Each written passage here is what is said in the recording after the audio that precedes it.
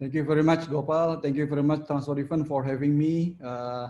Good afternoon for all panelists, also all the participants. Rosita, can you share the presentation for me? Sure, give me a second. Okay. Thank you very much.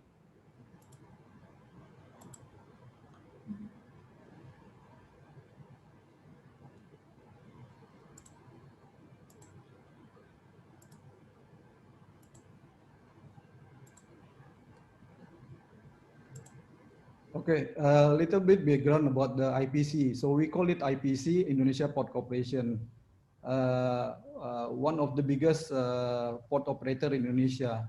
Actually, IPC having 12 branches. So we controlling part of the Western Sumatra, and also some port in Java and also in Kalimantan as well. Okay. Okay, next slide. Yeah. Okay, this is just a little bit background of me. I think I can skip this slide. Yeah, basically I spent quite a few years in shipping industry and moved to the state-owned company, starting with the logistic director of the one of the biggest steel producer in Indonesia, Krakatau Steel. 4 years there, then I joined as the director of transformation and business development of IPC as current. Next slide. Okay, I don't explain detail about what happened here, but I'd rather having the explanation on the macro perspective, because COVID-19 is really giving the impact, full impact of the perspective of business in all over the world because of the pandemic. So Indonesia here, we can see that if things is moving normally, we could make some growth of the GDP. But I think with the current COVID-19, Indonesia is still it's not stopping. So the recession is undeniable. So we expect Indonesia will come into recession for the quarter 3, and also expected some consideration of the marginal growth on the Q4 for the rest of the year. So if we conclude that Indonesia to face the recession, so the growth will become minus 0.4 up to 1%. But literally, it is much better if compared with other peers, right? Indonesia is supporting by consumption, so the GDP, 60% of the GDP is supported by the consumption. So as long as people still buying, still eating, drinking, the government still helped by the consumption itself. So next year we could expect the positive growth, hopefully around 4 to 5% of the GDP. Next slide. Okay, of course the COVID is undeniable, give impact to the port performance, but lucky enough we are still quite okay if compared with another port operators. Here we give some I would say comparison. Port of Rotterdam, if comparing with 2019 up to second quarter, minus 7%. Hamburg is a bit better, 6.6%, while Barcelona and Le Havre is more than 20% negative. But Indonesia, IPC, we are still 7.6% if compared for the container business, if compared with the last year. But for the non-container, the impact is quite big, 10%. While the shipping coal minus 12%, while the passenger, this is because the people is restricted to move because of the COVID-19. So the drop is significantly 64%. But the revenue from the passenger is just only marginal. So I think this is could be neglected as the portion of the impact to IPC. Next.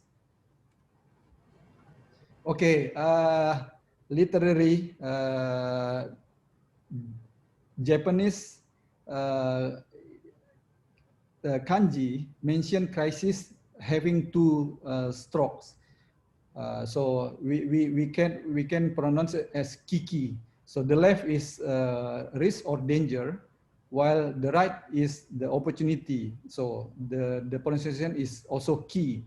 But people always looking at the negative factor, whether crisis is crisis. But I think on this session, I would rather see as the opportunity, because when the crisis happens, recently we see that always 10 years we face crisis, like 98 and 2008, and also I think this year 2019 and 2020.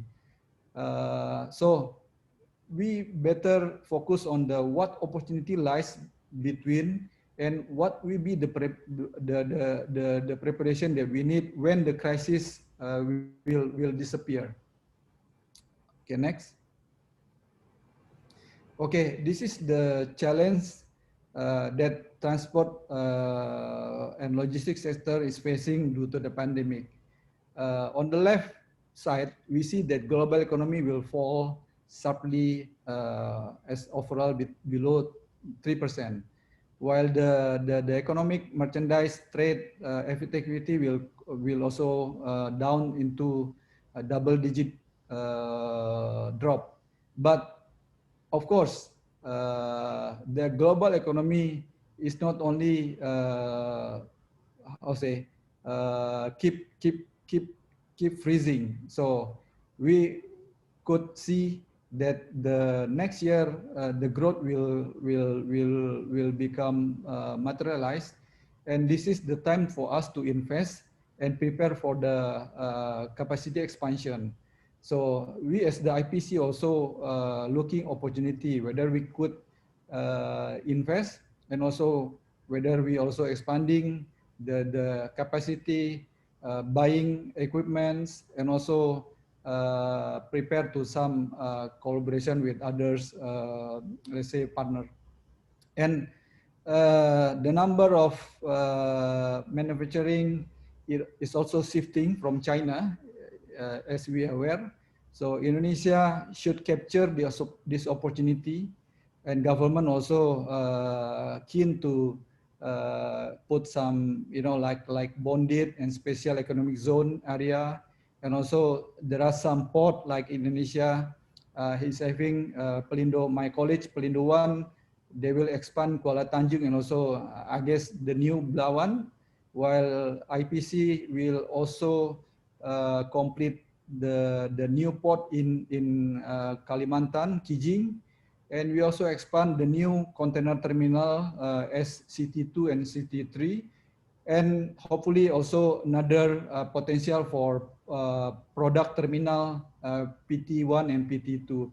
And also there are some tax incentive like tax holiday, tax allowance, like government give the industry or to the investor to come to Indonesia and put some direct investment. I guess there are issue also with the blank selling. I guess I think that shipping lines also facing tremendous impact because of the imbalance, repositioning, and also the huge drop of the demand. But this day there are some consolidation with the shipping lines forming the new alliance, and hopefully there will be no bankruptcy for the shipping line for the coming years. And for the rest, I guess for the last, yeah, okay. So million of people right now working from home, right? Even IPC also implemented some restriction. So only maximum 50% of the employees come to the office while the rest is working from home. So IT is the answer of the answer of the question. How we set up the better experience to the customer. So the customer is now we can ask them not to come to the port, but they can enjoying receiving invoice, even pay to the terminal without any necessity to come, and also facing the people as previous. Okay, next. Okay, what is the aspect and what is the opportunity that IPC could capture as the opportunity? So there are three scenario. One is the operational, the second is commercial, and also for the back office scenario. And for operational, as I mentioned, we are now expanding the new terminal, yeah, Container 2, and also hopefully Container Terminal 2. So each of terminal will have the capacity 1.5 million TEUs. And also we also now under completion of the new port in West Kalimantan, Kijing. Hopefully by end of this year, the new port will be commercially launched for the operation.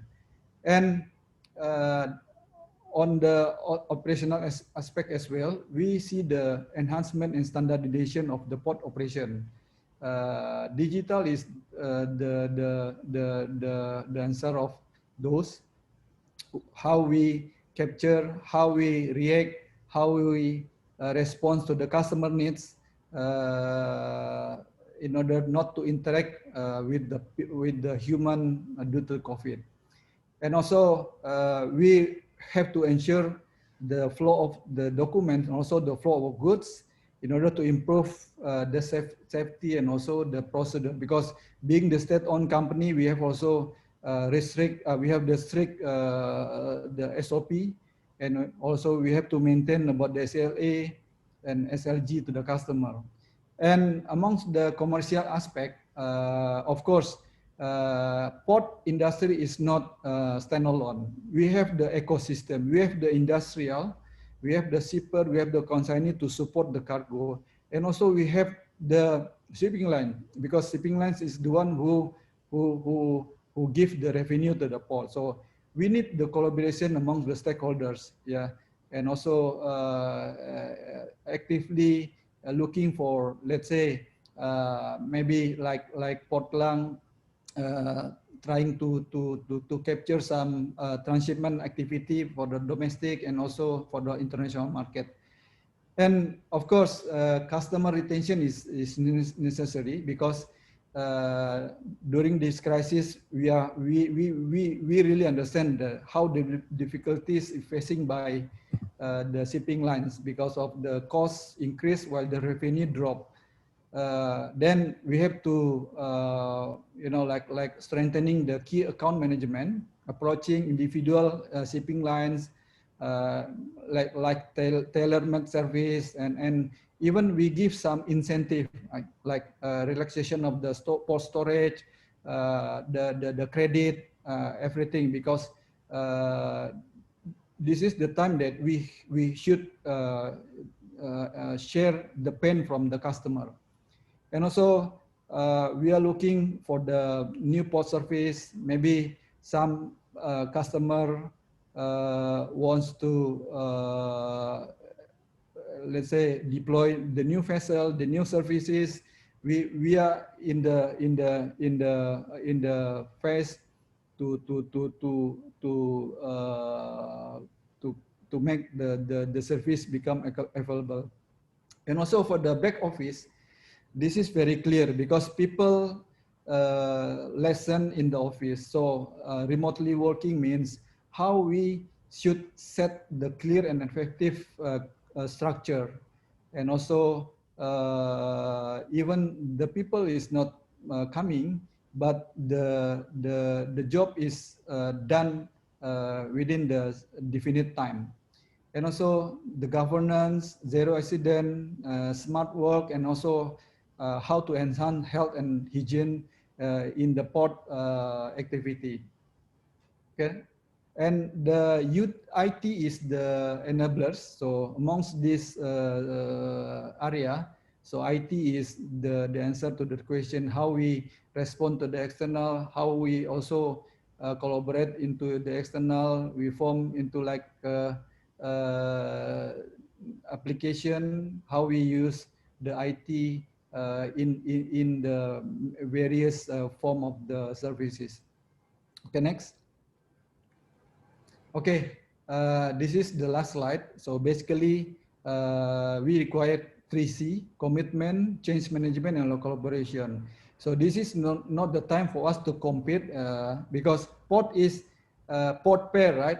We cannot only expanding our port while the others having difficulty. So as long as the port is standardized, so shipping lines will increase the sailing, will increase the capacity, and they are also willing to capture some opportunity when there is any when there is new expansion of the port. So commitment, change management, collaboration, among others, is required by us.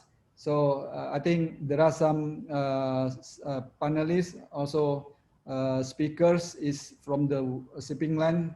So hopefully we can manage, we can mitigate the COVID. Next year will become better, and stay focused. This is the time for us to invest to enjoy the better futures. I think that's my presentation. Thank you very much, Mr. Gopal.